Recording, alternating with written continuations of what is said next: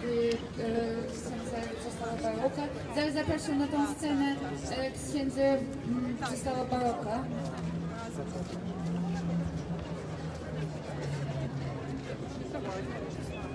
Serdecznie witam Państwa, szanowne gospodarstwa. Serdecznie всех вас вітаю. Видите, шматный сегодняшний день, 25 жніўня 2021 года, шумні об тих подіях, які відбулися 30 годів тому назад, у 1991 році. І справді 30 років незалежності святкування, що ми означаємо, це важна подія. Але звертаю увагу, не було цієї дати, не було б ювілею, як не було так само дати 25 сентября 1918 года, коли була об'єднана БНР. Не було б так само і цієї дати, як не було б славної, минулої, більш тисячогодової історії Білорусі. И зауважу, что в этой истории у Беларуси так склалось лесом, предназначением Божьим, кому это подобается, что мы подавали своим будущим у суседстве, у братерстве, так само с народом Польши. И приемно, что сегодня эта акция отбывается в духу солидарности. Мы разом, белорусы, поляки, тут разом. И разом мы маем змагаться за нашу Беларусь. Бо Беларусь – это огульный дом для розных людей.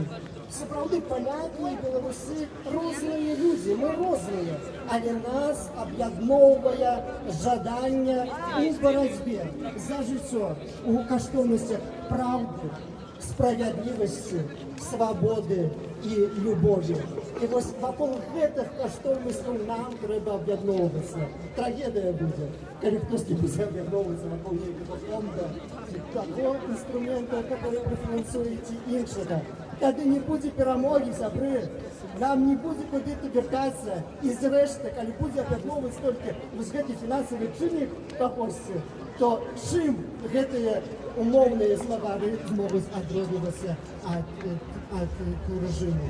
Повинна бути радикальна зміна, повинен бути певний такий духовний стрижень появитися у серці кожного з нас. Ми повинні відчути свою годность человека. А эта годность, тут вход, христианство, и она походит с годности детей Божьих. Дозвольте мне так само сегодня зацитовать несколько слов из официального навучания католического костела относно того, что Костел кажет про незалежность. Бо незалежность – это великий дар, это великая коштовность и незалежность краины и народа. И она важная тогда, когда мы разумеем годность человека. Итак, у компенди соціального навчання Костела, Костел католицький каже офіційно, що Костел признає важність національної незалежності, яка розглядається перш за все як адміністрування свободи, що повинно регулювати відносини поміж державами.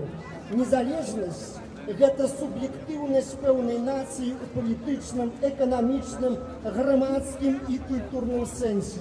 Культурне вимірення набуває особливе значення як криниця сили для супротивлення агресії або іншим формам панування, які обмежовують свободу даденої країни. Культура гарантує заховання самобутності народу, адлюстровує і підтримує його духовну незалежність. Ось так, в параграфі 435 компендії соціального навчання Костела говорить про незалежність. Звертаю увагу на культуру. Шабри, хочемо мати незалежність, хочемо мати нову Білорусь, хочемо мати можливість повернутися додому і збудувати нас в нашому домі в Білорусі порядок і утульний дом для пребування кожного з нас, як довго я ще почнемо буде? шанувати культуру. Бо я Культура так починається від мови. трохи- Давайте у цей вечір робити постанови, говорити, хто і хто білорус, по-білоруську. А після говорити яйця по-польську. можна? Не зневажаємо Я культуру потім- інших, але свою ціню. Говоримо на нашій Сама мові. робота. І ось це величезніший крок, який ми зможемо Я не зробити ведав, разом що у вас для того, як на Білорусі панував Просто я закон.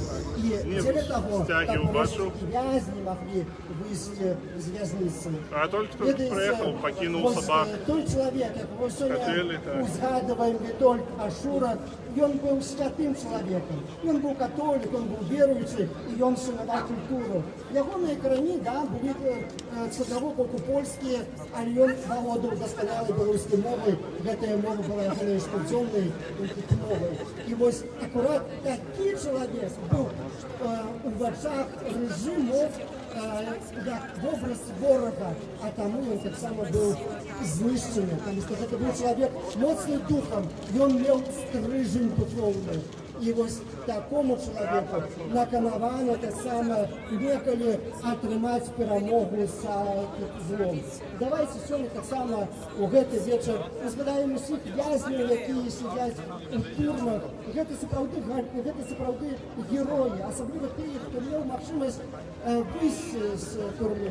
Це можливість мав і Андрей Патшобут, і Анжеліка Борис. Вони нагодилися, тому що вони не винуваті. І не винуваті всі ті політв'язні, які за кратами сидять сьогодні. Давайте їх згадаємо і за їх так само помолимося. Давайте у сьогоднішній вечір нехай кров вчить їм могутній Боже, які на Білорусі заборонені. Але так само чому? Тому що перед цією молитвою найбільше боїться дьявол. А ми, християни, покликані для того, щоб дьявола прогнати з нашої землі, щоб визволити землю білоруську з-під зла. Нехай в Білорусі панує добро, справедливість і свобода. Живе Білорусь!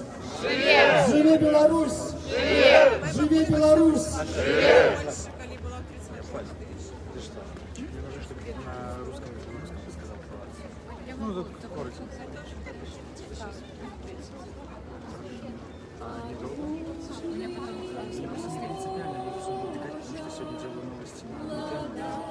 Если нет, ничего страшного.